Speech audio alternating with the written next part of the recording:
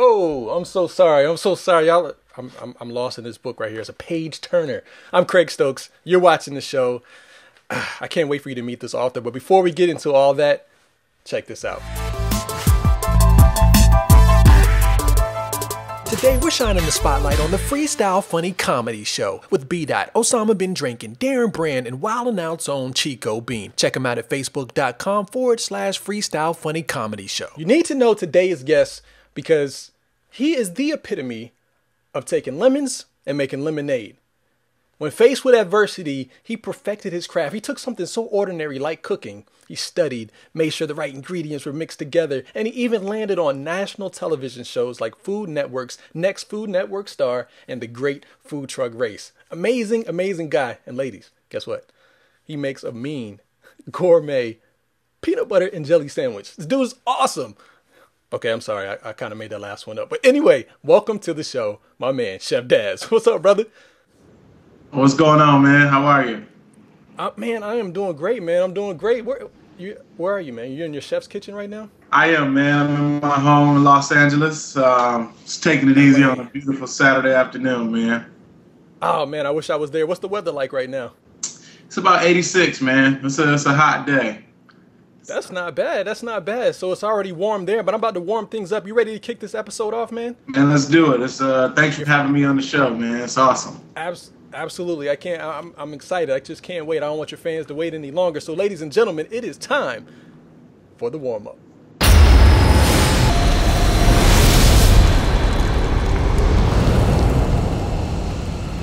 All right, we are back. It's time for the warm-up with my man, Chef Daz. Daz, we ready to get into it? Let's do it. Let's do it. Okay, I don't know if you're ready. I asked you for a second time because I'm really not sure if you are ready for today's warm-up. Because what we're going to do, we're going to play a little game called This or That. You can only pick one, and I think it's going to be kind of hard for you. Here we go. All right. Sex on the beach or sex in a movie theater? Sex on the beach, man. It's the sexiest thing ever, man. Sex on the beach, sand between your toes, you know. I'm picking Couple out. sand burns. Little. Okay. Cooking for President Obama or cooking for First Lady Michelle Obama? Ah, man, that's a tough one.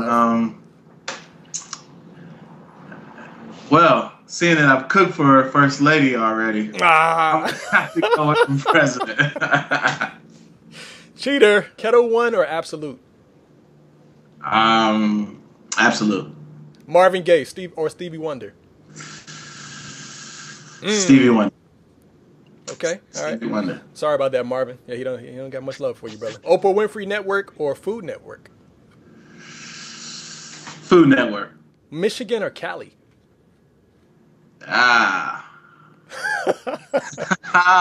Tough one.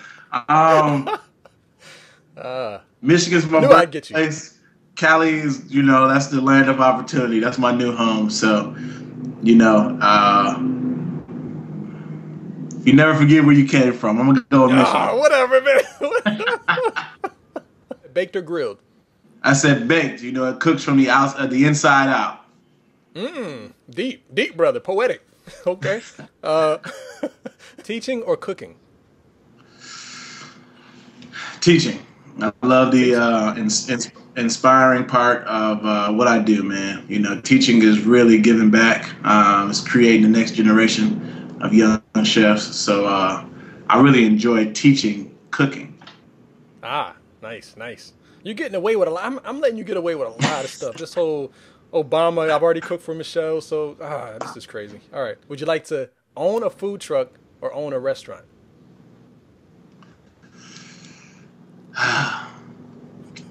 At the very moment, a food truck. Food truck. I remember you took me out to Venice, man. That Friday night out there on the beach, man. Food truck heaven.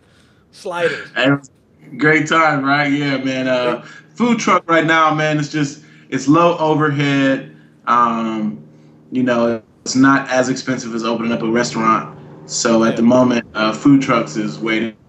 All right, this interview is officially warmed up. But look, don't move a muscle. Don't click through another tab. And better yet, look, don't even hit pause on this episode, because when we come back, we got more with Chef Daz. We're going to hear about how he overcame his school, losing its accreditation, became a television star, ended up cooking for First Lady Michelle Obama, and is now the author of this new cookbook. Now look who's cooking. Amazing stuff. Stay tuned. I'm an aficionado of you. Cause I like everything that you do. All right, ladies and gentlemen, we are now back with Chef Daz. Daz, got a fan question. They wanted to remain anonymous on this one. I'm not sure why, but they said that some people cook and they call cooking as an expression of love.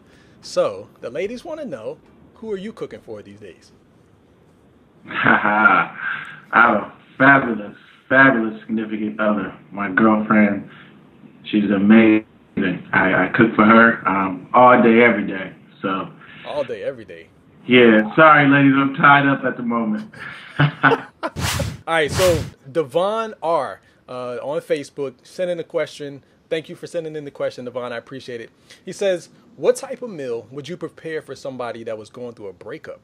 You know, man, I would cook something that's soulful, something that's warm and hearty, man. A nice hearty dish, some meat and potatoes, something that make you feel at home, very comfortable in your setting, something to just completely take your mind off of it. Maybe add a little, little whiskey in my brown sauce, man. Okay. Add a little spirit, into the meal, and yeah, man, something that'll really just ease you right on out. That's pretty nice, man. It seems like you've done that before. Okay, we'll go to the next question. All right, Susan W. on Facebook as well. And Susan, thank you for sending in the question for Chef Daz. Appreciate you. What's your favorite meal to prepare and why? I love working with seafood, man. I grew up being a complete seafood fan. My dad used to cook seafood all the time. So I love making seafood dishes. I love eating seafood. It's always super fresh. So you're from Michigan. How did you get down to Atlanta and then out to LA? Take me on that journey. And to be honest, Atlanta wasn't my first choice. I had a partial basketball scholarship to Jackson State. Man, I got accepted to Morris Brown, and that was my move. A lot of things got crazy at Morris Brown, man, and ended up taking, my talents to culinary arts, man. I went to Atlanta Technical College, and that's where I found my true passion, my true love of the business that I wanted to be in. And Cook, man, graduated at the top of my class, Morris Brown at Atlanta Tech, and knew that I was, a big fish in a big pond. So I went back to Michigan for a minute, then realized I was too big of a fish for that small pond. Oh, wow. Then I had to get out, man. So drove to Los Angeles, man, went out there, and I didn't have a job when I came here, man. I literally had an opportunity. I had some family members that live here, and packed my car, man, and I drove across country. It was an amazing ride. How old were you at this time? I was 24 years old. For those people who don't know about LA, it's a lot of people out there grinding, hustling, trying to make it, and not a lot of people with a lot of success, but you, on the other hand, have had that same success. You've had success that has taken you to national television. I mean, how did the whole Next Food Network star, just how did that whole audition process work out, and how did you end up on TV? It was interesting, man. Let me first say this. I've been blessed. I have been tremendously blessed with all of the opportunities that I've had in front of me, man, and things that I've done throughout my career. I mean, I'm a young guy, man. I'm 31 years old, and I've done a lot of really cool stuff in my career, man. So I'm blessed. Half of it's not me, man. It's really the big guy above, man, who just has a plan for my life, man, and has guided me through this entire journey. All the ups and downs of success and failures and things like that. He has his hand on my life for sure. Food Network star, man. I auditioned for it, man. It's funny. One of my chefs that I worked for, he knew my personality. I come into work, I'll be just a crazy guy. You know what I'm saying? I worked hard, had huge personality, man. And I came into work one day, and he handed me an application, man. He said, I think you should go apply for this. It was a casting call, Next Food Network star. And, I've never been really scared to do anything, man. I've been a huge risk taker. I've I've never just like even thought about it twice. It's like if I feel like I'm good enough, I'm going for it. So yep. I went for the audition, man, and it was a process. You know, we went through our first round, and then I went through my second round, and then went through a third round, and then they ended up like flying me to New York. And at that time, I was kind of, wait a minute, like I might be getting on, man. Like this is getting real. This getting serious, yeah. Getting real serious, and you know, had to cook a dish while I was in New York at Food Network's headquarters, and had to talk in front of the camera. And man, yeah, I ended up getting on the show, man. It was the 6th season of the Next Food Network Star, and it was an amazing ride, man. It was the hardest thing I've ever done in my life. Okay. But it was an amazing experience. I mean, I met lifelong friends. Met my idols at that time. I mean, Bobby Flay was our judge. I had to cook a dish on the show for Wolfgang Puck. He ate, right? They had to eat your food, right?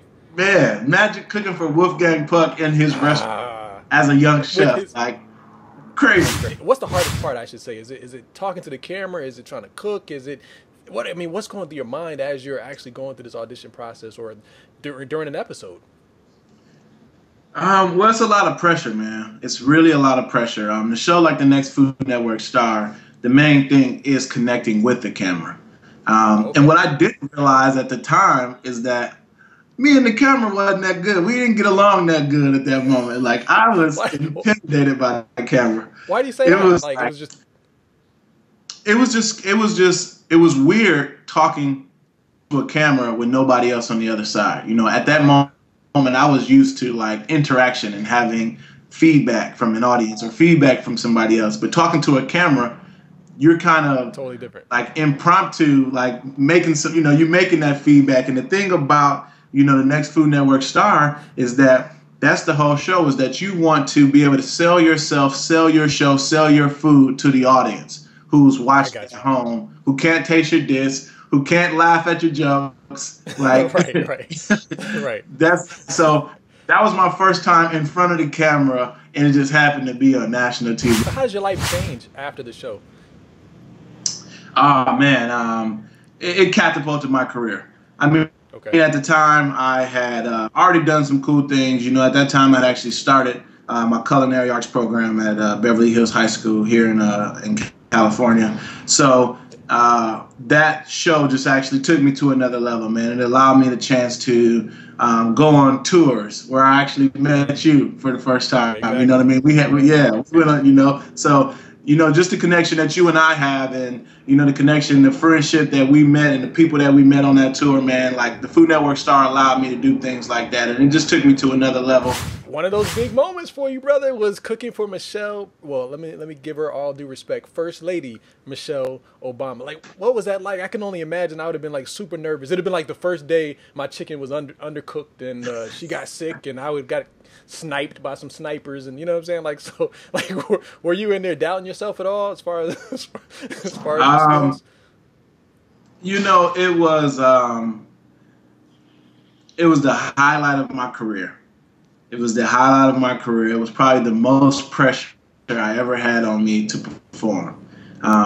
Because besides cooking for First Lady Michelle Obama, I mean, Eva Longoria was there, Melanie Griffith, Samuel L. Jackson, Viola Davis. I mean, it was so many people there, man. It was just amazing.